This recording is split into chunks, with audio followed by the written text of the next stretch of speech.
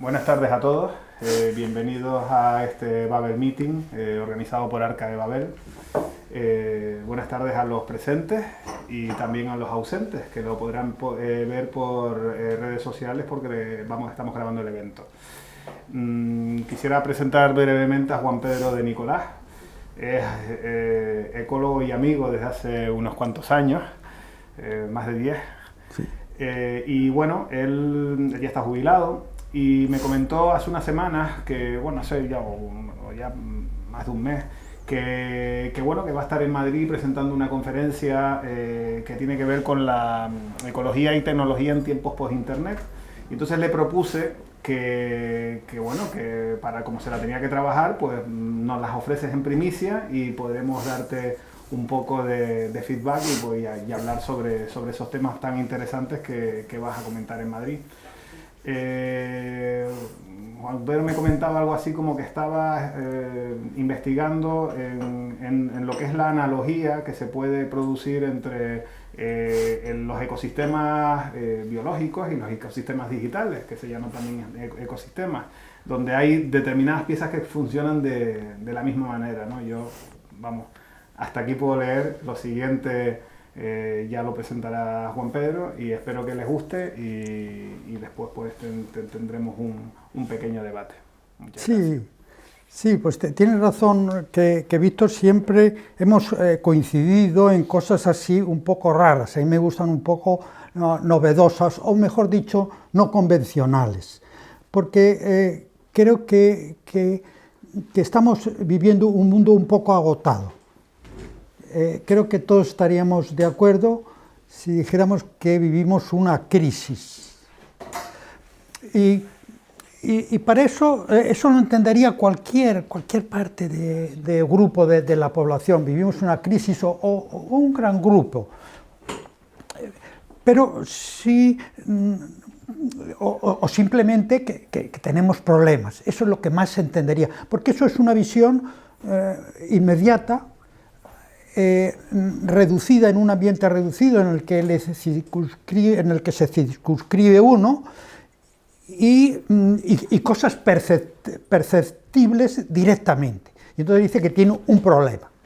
Ahora, si ampliamos una visión de un científico o de distintos científicos, pues podríamos decir que hemos padecido, al menos desde el año 60, que desde cuando yo llevo la contabilidad de estos asuntos, que hemos padecido una crisis de complejidad, o mejor dicho, empezamos con una crisis ambiental.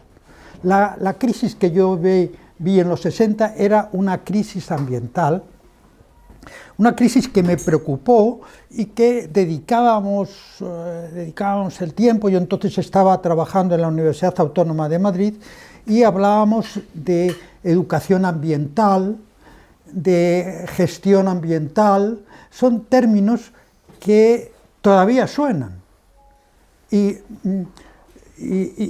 cuando suenan quiere decir que no se ha resuelto el problema. Luego estamos planteando problemas que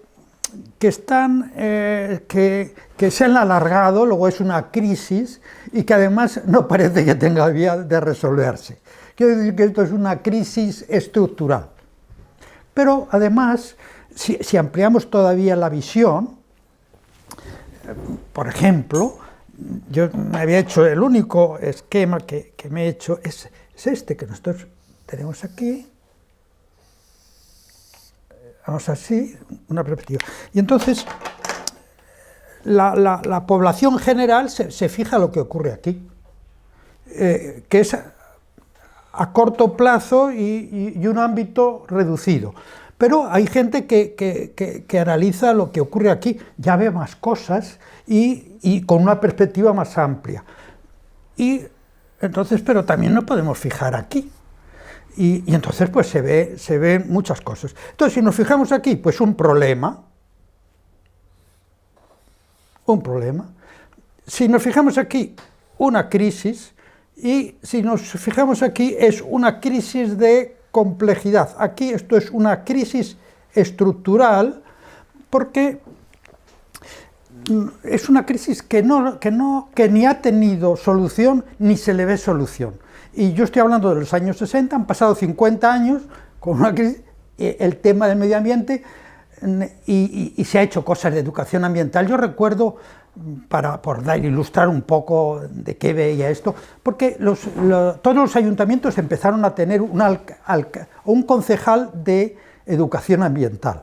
Y si dijera quién ha estado en Santa Cruz, era un policía, un inspector importante de policía, y se dedicaba a eso. Y también me acuerdo una vez estando en el Parque García Sanabria, pues de pronto veo a unos niños que los tienen con una música que parecían los tambores de los persas, que segregan adrenalina, que es algo muy excitante, que es algo muy malo para un niño, y entonces les tocaban allí los tambores y los niños pedaleaban.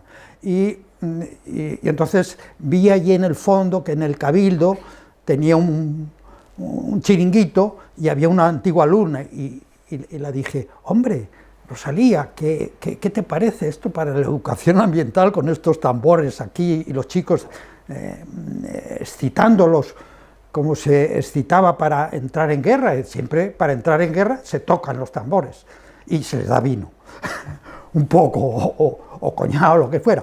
Pero entonces ella me dijo: yo no sé, yo con tal de que aprendan a plantar un geranio me doy por satisfecho. Bueno, te das cuenta que, claro, dice, ¿cómo se iba a resolver el tema de la gestión ambiental cuando había esa... es decir, que es un tema que necesitaba esta visión, y se le estaba abordando desde esta perspectiva. Luego, es un tema estructural cuya solución necesita una nueva forma de pensar. Esto es lo que yo quiero transmitir. Porque ahora yo tengo muy claro que padecemos una crisis de complejidad, porque después de la crisis ambiental fue la crisis climática, la crisis económica, la crisis demográfica, la crisis financiera, la crisis económica, las crisis de las migraciones, la crisis política. Luego es una sucesión de crisis, y entonces dice, bueno, pero ¿qué ocurre aquí? Y dice que es que hay que mirar todavía un poco más adelante, hay que proyectarse en el futuro y ver qué está sucediendo aquí, porque debajo de todas estas crisis sectoriales hay una crisis de complejidad. Es decir, que un problema elemental, una crisis estructural, una crisis de complejidad y todavía algo que está debajo de todo, que es lo que está reclamando una solución. Y entonces, lo que yo llevo muchos años dándole vueltas e incluso perdiendo currículum respecto a mis compañeros. ¿Qué es lo que pasa? Que mis compañeros aprendieron a hacer al principio, cuando empezaron a trabajar, empezaron a hacer un tipo de trabajos y los han seguido haciendo uno, otro, y así han acumulado hasta un número considerable. Pero para mí, pues no me parecía eso que solución, porque cuando tú tienes un problema, pues dice, pues aumentando los datos. Yo recuerdo cuando empecé a trabajar en estos temas, pues fui a la Fundación Gulbenkian, que daban unos cursos de análisis multivariante, y me traje unos programas que eran los primeros que salían para PC, y hacíamos análisis multivariante, eran 100 variables, manejábamos a la vez, y todo eso, pero me di cuenta que aquello no era un problema de más variables, sino es un problema de pensar mejor, aquello de que más es diferente, que lo importante del más es que en un momento se producen fenómenos emergentes. Fenómenos emergentes son otras cuestiones. Entonces, yo ahora con motivo, esto lo tenía yo en madurez, y de pronto pues me surgió la idea de decir, oye, ¿tú hablarías de qué pasa con Internet y qué perspectiva le puedes dar desde el punto de vista de la ecología? Y yo me quedé asombrado, y digo, ¿pero a quién se le ocurre esto? si, bueno, a mí me pareció fantástico, ¿no? Enseguida me apunté y además íbamos a hablar de lo mismo, se llama post-internet, qué ocurrirá después de internet, después, y sobre la entidad. Yo me inventé, o me imaginé que sería la entidad, me imaginé que sería la entidad personal y social. Si iba a cambiar, internet iba a cambiar a la persona, qué efectos, qué impactos, qué cosas importantes, positivas o negativas iba a producir, y a la sociedad. Y entonces me planteé lo siguiente. Yo en ese momento acababa de cerrar un ciclo que se remonta como mínimo a 30 años. Y se remonta porque a mí me interesó mucho el tema de la información. Argelio trabaja con una persona que se llama Ceferino, y que yo siempre le decía, porque siempre hablaba de la información, pero que casi nadie sabía qué era la información. Es una cosa que todo el mundo habla, pero nadie sabe. No encontré nadie. Y entonces Ceferino decía, sí, la información es muy importante, pero había que ver qué información. Lo importante es con quién se ve la mujer de tu enemigo. Esa era para él la información clave. Bueno, pues no, era una gracia y curioso, una cosa, no sé si eso es machista o no. No, me imagino que también sería al contrario. Bueno, yo lo cuento porque me lo contó y a mí me hizo gracia, y dice, pues es que porque yo estudiaba física y estudiaba la materia, la energía, pero nunca la información. A lo máximo, nada, nunca la información.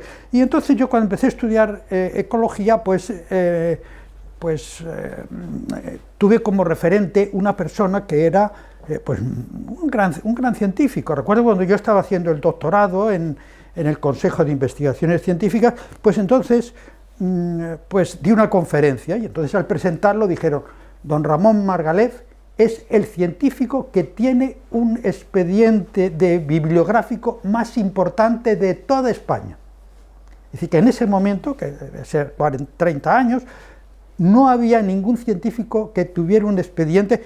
Si veis el libro de ecología de él, es una maravilla. Es un tomo de estos de Omega, con la tipografía, debe tener 1500 páginas como muy poco, miles de referencias bibliográficas. Es decir, que a mí me pareció una persona muy brillante, y además era una persona que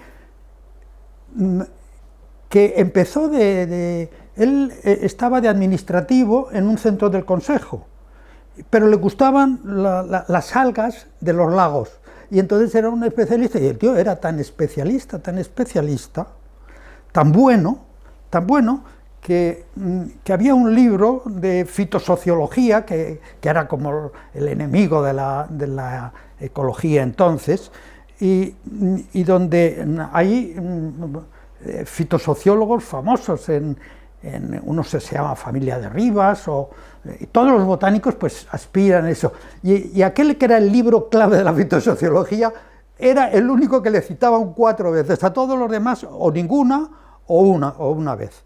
Quiere decir y entonces él ponía cosas muy interesantes. Por ejemplo, mezclaba la ecología con la termodinámica. Y yo recuerdo una vez haber estado allí en Barcelona y haber ido a su departamento y ir a verle, y me dice, no, está dando un curso a la Limón con un científico que entonces empezó a ser muy prestigioso y ha muerto hace pocos años, siendo joven, que se llama Jorge Wagenbers. Es una persona que dirige la colección Metatemas, una colección de temas científicos importantes en Barcelona.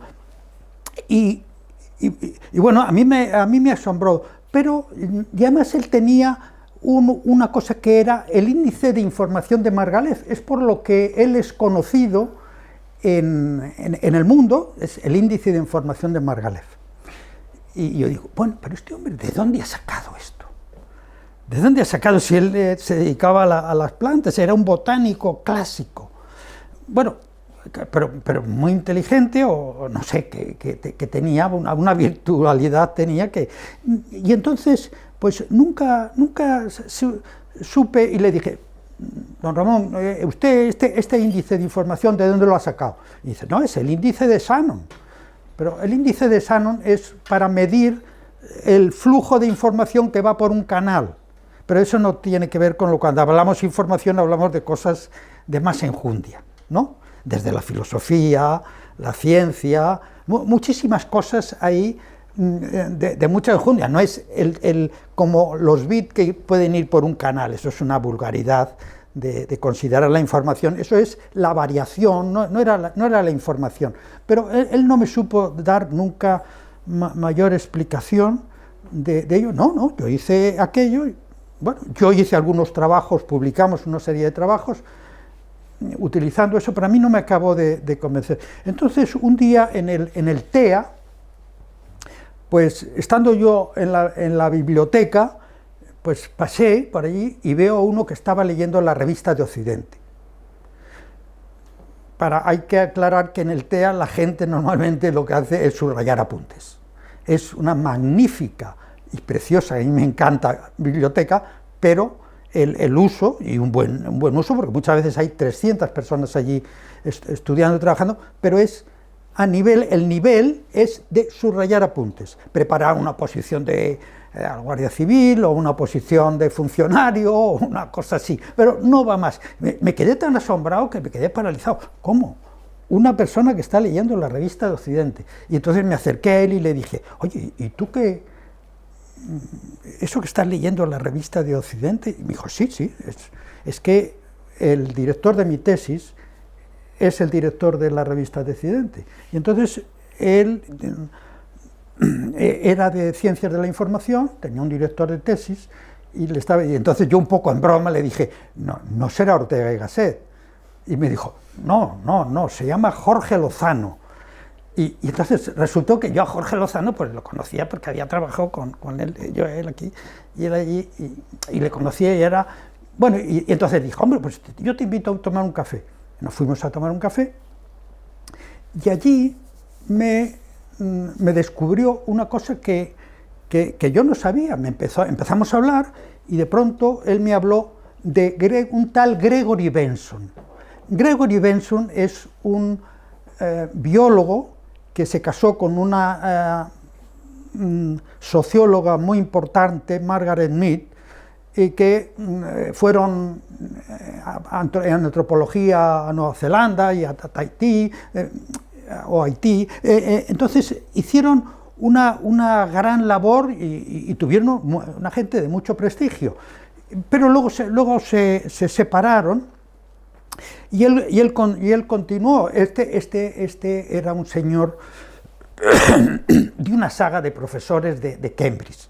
Su abuelo, su padre, a él le llamaron Gregory en honor a Gregorio Mendel. Y Gregory Benson es el que primero escribió un libro de genética, porque lo que hizo Mendel fue un articulito muy pequeñito, que tuvo suerte con unos datos muy interesantes y le puso en marcha, que se lo envió a Darwin, que le hubiera sido de gran utilidad a Darwin, pero Darwin lo dejó en la mesa y pasaron los años, los siglos, nunca lo leyó. Pero, pero me dio a mí una pista interesante, y es que me dijo que en los años 45 había habido una especie de conferencias, se llamaba Conferencias de Nancy, que era una fundación que financió aquello, y entre ellos estaban Wiener, creador de la cibernética. En ese momento a Wiener le habían dado todo el dinero del mundo porque tenía que diseñar unas máquinas que derribaran los aviones nazis que bombardeaban Londres. ¿Qué significaba eso? Que tenía que ser no dirigidos como si fuera una ametralladora, eso es muy lento. Tenía que ser una máquina que interaccionara con otras máquinas. Eso es la cibernética, la ciencia de las interacciones entre las máquinas y con el hombre. De ahí han salido los robots, de ahí han salido los algoritmos y de ahí han salido muchas cosas. Entre ellos, pues me quedé asombrado cuando la lista de los que habían dado a la conferencia, pues estaba Margaret Mead, que era una psicóloga, una antropóloga o socióloga, estaba un psicólogo, estaba von Neumann. Cuidado, son palabras mayores. Wiener no es una persona de menor nivel que von Neumann, pero a todos nos suena más von Neumann. Y así fui dando otro que era fisiólogo, que luego me enteré que había sido el que dirigió la tesis a Roberto Moreno, que está en Las Palmas, que ha sido la figura más importante de la Universidad de Las Palmas. Bueno, y de pronto me encuentro que había un ecólogo. Aquí es donde vienen los enfoques no convencionales, porque normalmente, si vemos la literatura del Tainet, todos son folletos de historia natural. ¿Y cuál es ecología? Pues posiblemente, para mí, que me guste a mí, ninguno. No digo pocos, el 10%, ninguno. Porque son descripciones sistemáticas, describir las plantas que hay, eso se llama biogeografía. Eso es lo que hizo Humboldt, muy bien, pero Humboldt es un autor del siglo XIX. Y fue genial, a mí me parece una figura extraordinaria, con la motivación intelectual. Hoy he hablado con un amigo mío, que es también catedrático de ecología, y le digo, mira, yo lo que creo que el problema de la ciencia española es que no hay motivación intelectual. Quiere decir que se trabaja por una pequeña cantidad de dinero, por un proyectito, una cosita, pero no hay motivación intelectual. Y le conté algún ejemplo de Cambridge, que a mí fue el que me iluminó, y no lo voy a explicitar, pero sería muy, muy interesante. Entonces, bueno, por ahí descubrí lo que yo no sabía, y que lo que me extraña es que Margalef estuvo trabajando con Hutchinson, que fue el ecólogo que intervino en la configuración de la cibernética. Fisiólogo, sociólogo, antropólogo, ecólogo. Yo me quedé asombrado en aquellas conferencias, y el sitio donde me han invitado a mí, que prácticamente ni conozco a la gente, pues resulta que me gustó. ¿Por qué? Porque plantean un futuro, que es el futuro. ¿Qué es lo que pasa? ¿Qué es lo que pasa aquí? Estamos siempre andando aquí, el problema a corto plazo del político. De aquí esto casi no se nota porque se trabaja sobre los proyectos que financian los políticos, y no hay nadie que diga, pues yo lo voy a hacer esto porque me gusta, que es lo que dice el señor este, que luego a lo mejor lo cuento, que estaba en Cambridge. Y sobre todo, mirar aquí el futuro este.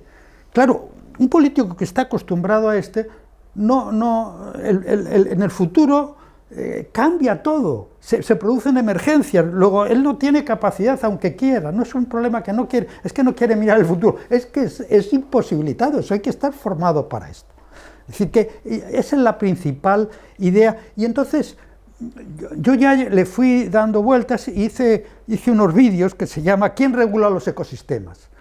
A mí me llamaba la atención, porque en Margalef, la verdad que tenía unas ideas geniales. Lo único que yo nunca, que no dio con ello, fue con la idea de la información. Y mira que él estuvo, ¿dónde se formó Margalef? Con Hutchinson, en un departamento que precisamente venía de otra saga de profesores de Cambridge, que además conocían a Gregory Benson.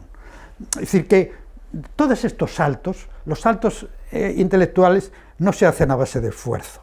Se necesita formar muy bien y que haya una tradición. No se consiguen incentivando, dando un dinerito. No, porque lo único que haces es hacer que alguien trabaje en un sitio, trabaje convencionalmente. Eso para hacer una instalación de agua, perfecto. Para asfaltar una carretera, perfecto. Pero para crear hay que tener motivación intelectual. Si no, no se crea, si no, no se salta en cosas, porque te mueves aquí. Porque yo tengo una señora que me mecanografía cosas y siempre me dice, ¿pero para qué sirve esto? Y claro, yo tengo que tener mucho cuidado, porque pasar un texto y otro es complicado, pero si esto no se termina nunca. No, pero si es que las cosas, la realidad, son los aspectos visibles de lo invisible. Si nos fijamos aquí, esto es lo visible, pero detrás de esto hay todo un mundo. Entonces, realmente, ¿quién regula los ecosistemas? Tenemos una selva de la Amazonía, que es la que yo conozco, y entonces, donde hay 200 especies de árboles por hectárea. 200 quiere decir que no las hay ni en toda Europa. Y allí lo hay en una sola hectárea, en donde en cada árbol puede haber, Antonio de los Santos pues me podría corregir, pero yo voy a dar una cantidad por lo bajo, 10.000 especies de coleópteros. Si luego vamos bacterias, otros serían animales. ¿Quién gobierna todo esto? Si nosotros para gobernarnos no las vemos y las deseamos, ¿quién gobierna todo esto? Pues yo voy a decir a la conclusión que yo llegué, que aquello primero se autogobierna, segundo se autoorganiza. ¿Y quién autogobierna y quién autoorganiza? Miles y miles de pequeños mecanismos de retroalimentación negativa y positiva. ¿Qué es un mecanismo de retroalimentación negativa? Por ejemplo, el depredador y la presa. Aumenta el depredador, aumenta la presa. Aumenta la presa, disminuye el depredador. Disminuye el depredador, aumenta la presa. Esa es lo que está regulando. Entonces, esos son mecanismos muy sencillos. Nosotros, y así otros son de retroalimentación positiva, otros son de competencia, pero todos son muy sencillos. La clave es una estructura muy sencilla. Nosotros tendemos a buscar la eficacia. Aquí a corto plazo lo que interesa es mecanismos muy jerarquizados, que son muy eficientes y tienen un rendimiento económico. Pero siempre nos damos cuenta, sí, pero tienen efectos secundarios. ¿Pero qué efectos secundarios? No, que desaparecen algunas especies, pero ¿por qué son importantes las especies? No, la biodiversidad. ¿Pero qué es la biodiversidad? El número de especies. ¿Pero eso es importante para la dinámica del universo? Eso. No, sí, porque producen sustancias algunas veces que curan y todo eso, pero bueno, eso es un caso muy excepcional. O otros dicen, no, pero es que he descubierto una nueva especie para la ciencia. ¿Pero eso qué es? ¿Pero usted cree pero qué es? ¿Especies eternas? Sí, porque lo hablan como si, no sé si era que él ha descubierto una cosa que existe desde la eternidad, o que una creación divina que lo ha descubierto él, y a lo mejor ni creen en la eternidad ni creen en la universidad divina, pero les gusta decir que pues cosas así un poco raras, como que la universidad es la catedral del saber, que tampoco se sabe qué es eso. Yo no lo he visto la catedral, ni he visto esas cosas, ni las vidrieras interesantes, ni por ningún sitio. Pero en el caso de las especies es más preocupante.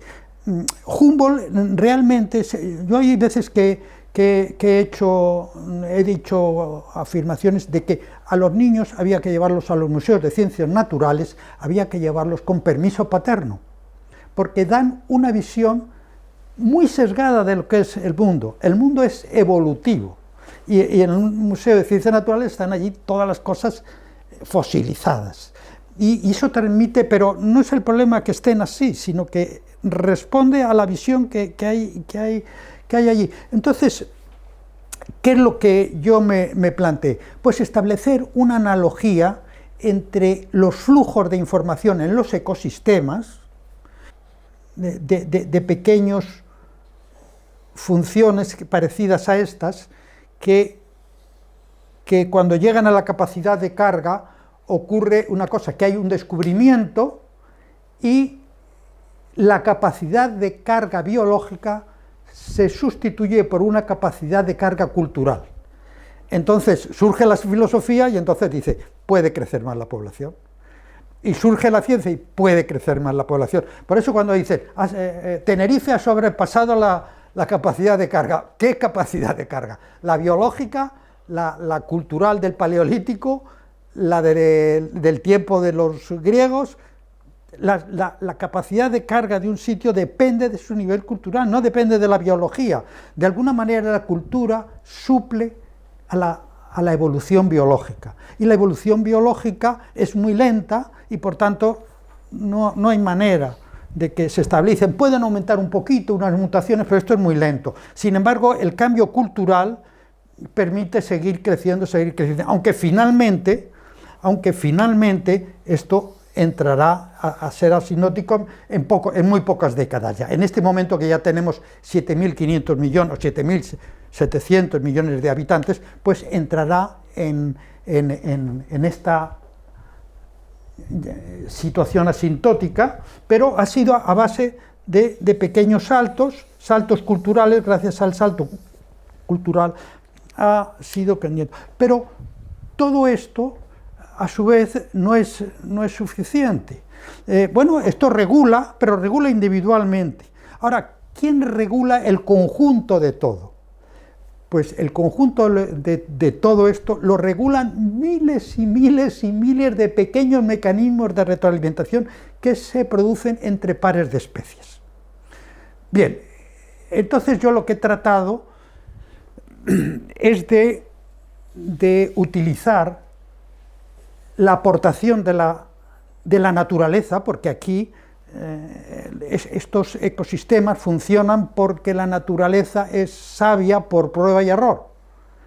Dice, pero qué brutos son por prueba y error, igual que nosotros. Aprendemos por prueba y error.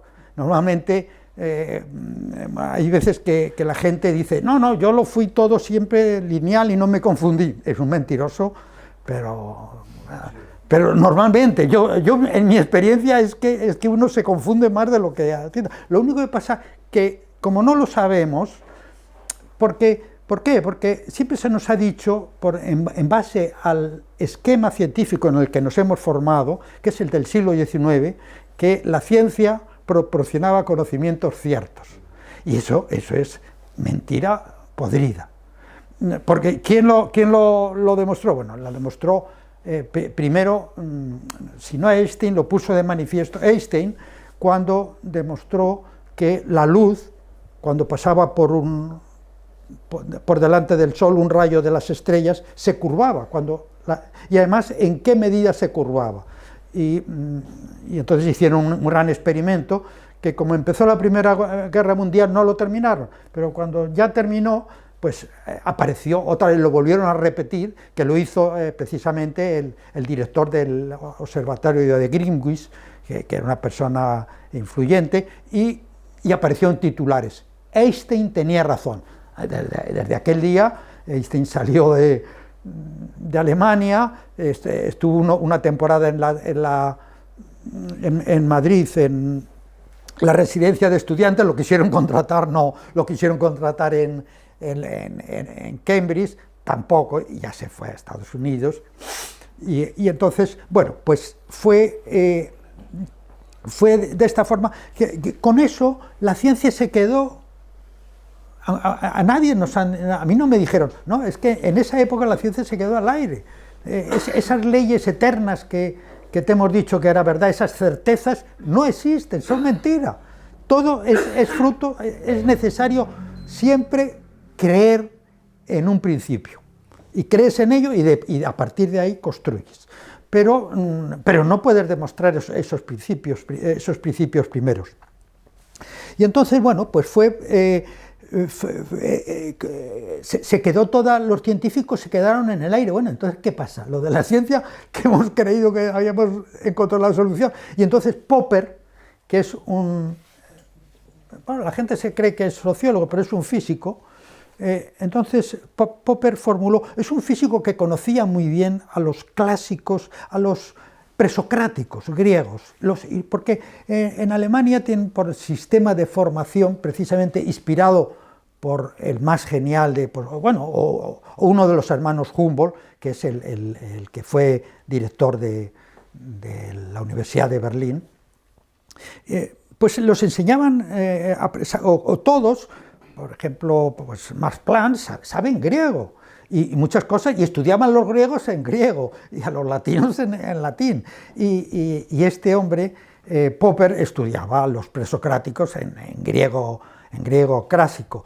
Y bueno, entonces él dijo, sí es verdad, la ciencia no proporciona conocimientos ciertos, pero proporciona conjeturas que se admiten y sí, seguimos funcionando mientras no se demuestre que son falsas, es lo que se llama la falsabilidad. Y después de eso, pues vinieron otra gente que fue matizando, pero de momento ya nos quedamos que las cosas, podríamos decir, por 30 o 40 cosas, que el mundo que nos han contado y que se sigue en muchos casos contando en la universidad, no es ni científicamente riguroso, que es reflejo del siglo XIX. Y por ejemplo, Humboldt, que yo soy un gran admirador, he ido a Berlín y he seguido sus pasos, fui hasta Tegel, donde tiene el castillo familiar, pero no reconozco que era un hombre que mezcla churras con merinas, mezcla especies, que es una categoría esencialista aristotélica. Es un concepto metafísico, el concepto de especie, por eso son eternas, sobre una ciencia, una nueva especie para la ciencia, pero bueno, pues eso es porque le dan categorías metafísicas, no realidades más simples. Y entonces Humboldt fue muy genialmente, mezcló esas categorías metafísicas con categorías físicas, como la temperatura, la variación, a través de la biogeografía. Es una mezcla brillante, pero que no es sostenible en este momento. Bien, pues ahí me fui, creía que había que darle a todo esto un contexto un poco más actual del siglo XX, y al surgir el tema de Internet, bueno, ¿cómo se puede evaluar Internet? Porque, ¿qué referentes tenemos? ¿Va bien o va mal? Si lo vemos a corto plazo, a mí me parece que Internet es una cosa interesante. ¿Por qué? Porque como consecuencia de la explotación de la tierra, como consecuencia a su vez del aumento de la población, es necesario intensificar la explotación para suplir las demandas de alimentos. Al hacer eso, se destruyen muchos recursos y se pierden especies. Al perder especies se pierden capacidad de crear mecanismos de retroalimentación negativa. Entonces lo que se está perdiendo es algo que sí que tiene ya sentido con las especies, y es la capacidad de regulación de situaciones imprevistas. Las catástrofes climáticas, la Tierra ha padecido catástrofes importantísimas, y sin embargo, lejos de desaparecer, se ha recuperado. Es decir, que según las leyes de la termodinámica, todo tenía que evolucionar hacia cada vez una situación más homogénea. Eso lo cazó muy bien Margalef, y siempre le decía, y sin embargo vemos que la Tierra se organiza. Bueno, para eso hay que estudiar termodinámica de sistemas alejados del equilibrio, y se puede explicar, pero no con la termodinámica normal. La termodinámica normal es contradictoria respecto a ese planteamiento de que la biosfera se organiza, y sin embargo la termodinámica afirma que siempre tenía que ir hacia el máximo desorden, y no. Hemos pasado de desaparecer casi todos los microorganismos a otra vez explotar la biodiversidad. Todo eso tiene mucho intríngulis, pero no merece la pena ahora tocarlo. Entonces, yo lo que he tratado de hacer una analogía entre la organización de los ecosistemas y la organización de Internet. ¿Por qué? Ajustándolo, porque si no, no tengo referencias. Y sin embargo yo pensaba que la referencia que ofrece la naturaleza es muy importante. Porque normalmente suele decirse, no, y casi toda la gente donde yo ahora al congreso que voy a ir, lo que hacen es, para reforzar sus argumentos sociológicos, se basan en la física. Y generalmente te basas en la física, tiendes a considerar que la física, pero no se dan cuenta que la naturaleza, a través de la evolución de millones de años, ha obtenido una información extraordinaria, que es inigualable, mucho más que la cultura humana. ¿Cuántos años llevamos? Pues de crecimiento bueno, pues 100.000 años. Pero eso no es nada para lo que lleva la Tierra. Entonces, encierra ahí una gran sabiduría. Entonces, lo que yo he planteado es decir, no, los principios no hay que tomarlos de los sistemas físicos sencillos, sino tomarlos muchas veces también, además, complementarlos con principios derivados de sistemas complejos que surgen por emergencia. Y entonces, bueno, pues con eso yo me las he arreglado. Entonces, ¿qué pasa? Internet. Vamos a ir ya concluyendo. Internet, a corto plazo, nosotros estamos aquí, pero seguramente el de Google está aquí. Aquí no sé, pero por lo menos aquí. Entonces nosotros a corto plazo decimos, qué bien, estupendo, porque nos proporcionan los datos y nos ayuda. Yo ahora tenía una duda y tal, nos viene. Entonces nos permite, por un lado, aquí, este tramo, estamos viviendo ahora en este tramo, entonces ahí tenemos que formalizar una cultura que pudiéramos calificar de integrada, que es un salto más. Se dio los mitos, los griegos, la filosofía científica, después otras formulaciones, se han ido a la evolución, se han ido dando saltos. Y entonces ahora se necesita dar un salto para regularla, para mantener la población, al menos mantenerla. Pero, bien, y entonces desde este punto de vista Internet nos proporciona datos y nos ayuda a lograrlo, que no es la suma de datos que proporciona, sino a pensar sobre ella nos facilita. Pero luego hay otra cosa, que es que hay que regular las poblaciones y el global. Para el global se necesitan muchos pequeños mecanismos de retroalimentación negativa, y tú dices, ¿y por qué no un gran mecanismo que lo dirija todo? El gran ordenador. ¿No? Podría ser un gran ordenador, porque no hay ningún ordenador. Casi es inimaginable que un ordenador rígido sea capaz de gestionar todo esto. Por la cantidad de variantes que se producen. Entonces, claro, Internet, de alguna manera, nos ofrece una posibilidad.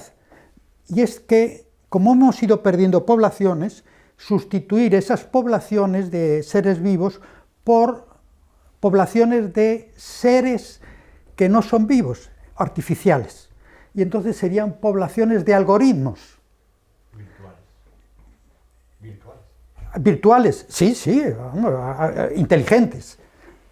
Entonces son poblaciones de algoritmos, de tal forma que veremos interaccionar, no hace falta ni siquiera que tengan cara humana como los robots, sino que son, y de hecho, yo el otro día, curioso, estando preparando esto, veo que en The Economist aparece que en este momento más del 50% de las decisiones económicas en fondos se realizan ya los ordenadores. Entonces dice, bueno, pues es que esto está ahí, pero ¿esto es bueno o es malo? Esto es para lo que a mí todo este esquema me sirve para tener una escala a través de la cual me permite yo tomar una decisión, porque si no, no hay nadie que me pueda informar, esto no se lo puede inventar nadie, es la naturaleza realmente la que ha recogido la sabiduría. Entonces, yo me quedo que es miles y miles de mecanismos. ¿Qué ventaja tienen que haya muchos mecanismos de retroalimentación? En que falla uno y se sustituye por otro, se reestructuran muy fácilmente. Si hubiera un gran sistema jerarquizado, es rígido. Ante una catástrofe, como por ejemplo la bola de nieve, cuando la Tierra se cubrió toda de nieve, pues no hay manera. Es como si tú tienes un Ferrari, pues no es un coche para ir subiendo por carreteras, un todoterreno, ¿no? Es un coche muy delicado, o un Alfa Romeo, que yo tuve uno y siempre estaba en el taller. Una vez porque no sonaba bien, otra vez por otra cosa. Bueno, pues eran cosas muy sofisticadas, pero que no son flexibles. Entonces, para la regulación del sistema global, la regulación de las selvas, es un mecanismo muy flexible, tan flexible que no lo hemos percibido, que no nos damos cuenta que está allí, porque es una estructura tan lábil que no. Y entonces, lo que me planteo yo es lo siguiente, que una cosa es la red, y otra cosa es las redes sociales. Las redes sociales están sufriendo un proceso de concentración y de jerarquización. Todos sabemos quiénes son los dueños, y cada vez hay menos dueños, y cada vez eso no es favorable a la flexibilización. Eso es como construir un gran ordenador, el gran hermano, que es rígido. Y a mí, sinceramente, me da bastante miedo. Y yo plantearía, incluso hasta siendo yo un poco osado, creo que lo de Internet, eso tiene que desaparecer, pues cuanto antes mejor, y al menos regularse. Bueno, pues esto es lo que yo voy a plantear, que Internet ofrece a corto plazo pues cosas interesantes, pero si lo vemos con una poca perspectiva, pues la situación es diferente. A corto plazo, porque como me dijo una señora, si ya lo del Facebook lo tiene hasta las asistentas, todas las asistentas tienen el Facebook. Bueno, y entonces, bueno, pues para eso sí que sirve, pero hay que mirarlo desde otra perspectiva, donde ante una crisis, ahora tenemos crisis condicionadas por la población, pero podemos tener una crisis de un meteorito, tenemos que tener una crisis de un cambio climático. 2 grados de temperatura es un cambio extraordinario en las estructuras. 7 grados ya es impresionante, 7 grados de temperatura. Bueno, más o menos esto es lo que yo he hecho, una gran construcción que me ha llevado mucho tiempo, durante muchos años, me he dejado muchas cosas, pero me permite valorar algo que no es fácil valorar. ¿Qué va a ocurrir con Internet? A mí tiene cosas positivas a corto plazo, me da miedo el futuro si no se toman medidas para evitar la concentración y la jerarquización. Pues nada más. Muchas gracias.